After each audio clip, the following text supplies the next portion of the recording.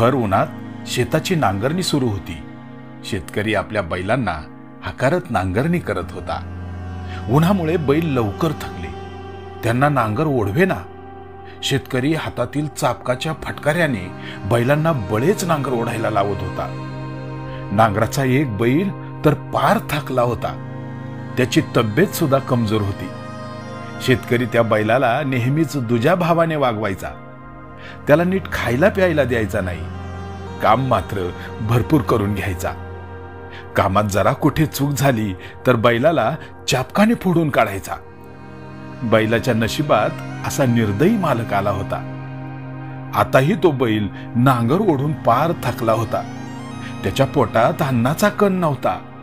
त्याचा घसा तहानेने कोरडा पडला होता. तहान भुकेने त्याला भोवळ येत होती, पण मालकाच्या माराच्या भीतीनं तो कसा बसा नांगर ओढत होता. नांगर ओढता ओढता तो मालकाकडे केविलवाण्या नजरेने बघत जणू काही म्हणत होता, मालक, फार त्रास होतोय हो. आता नांगर नाही ओढवत. आता माझ्या शरीरात त्राणच शिल्लक नाही राहिले हो. माझ्या पोटात अन्नाचा कण नाही.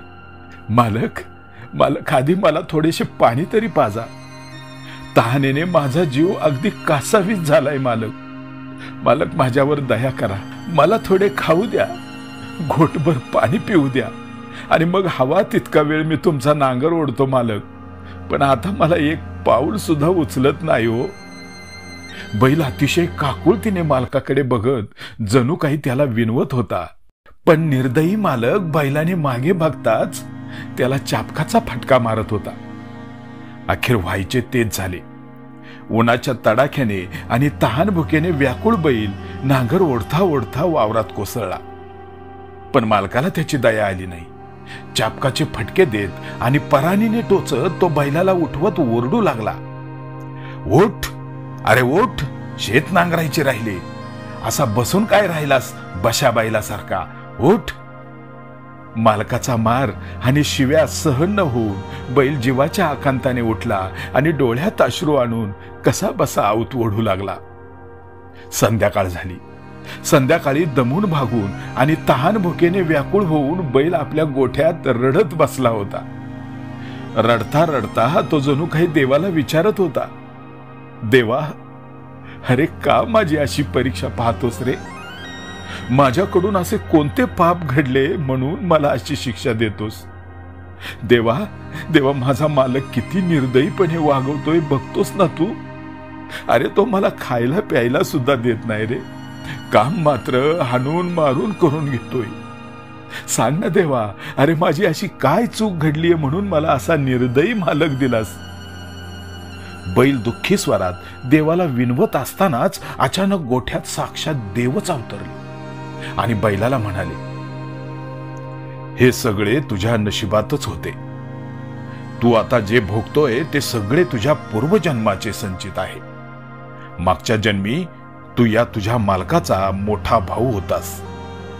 आता तुला त्रास देणारा हा तुझा मालक त्यावेळी तुझा लहान भाऊ होता. मागच्या जन्मी तुझा लहान भाऊ अगदी साधा भोळा होता, पण तू मात्र लबाड आणि स्वार्थी होतास. तू तुझ्या लहान भावाची जमीन स्वतःच्या नावावर करून घेतलीस. त्याला घरातून हुसकावून दिलेस.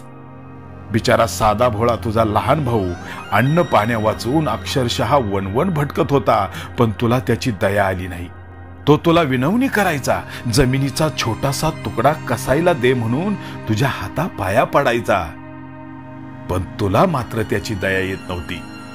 अन्न पाण्या वाचून तडफडणाऱ्या तुझ्या लहान भावाची अवस्था फक्त तुझ्यामुळेच बिकट झाली होती, आणि त्यामुळेच या जन्मात तुझा लहान भाऊ तुझा मालक झालाय आणि तू मात्र त्याचा बैल झालायस. मागच्या जन्मी तू तुझ्या लहान भावाला जेवढा त्रास दिलास ना, तेवढाच त्रास तुला या जन्मात भोगावा लागणार आहे. करावे तसे भरावे हा नियमच आहे सृष्टीचा, आणि म्हणूनच तुझी ही अवस्था झालीये. असे बोलून देव अंतर्धान पावला.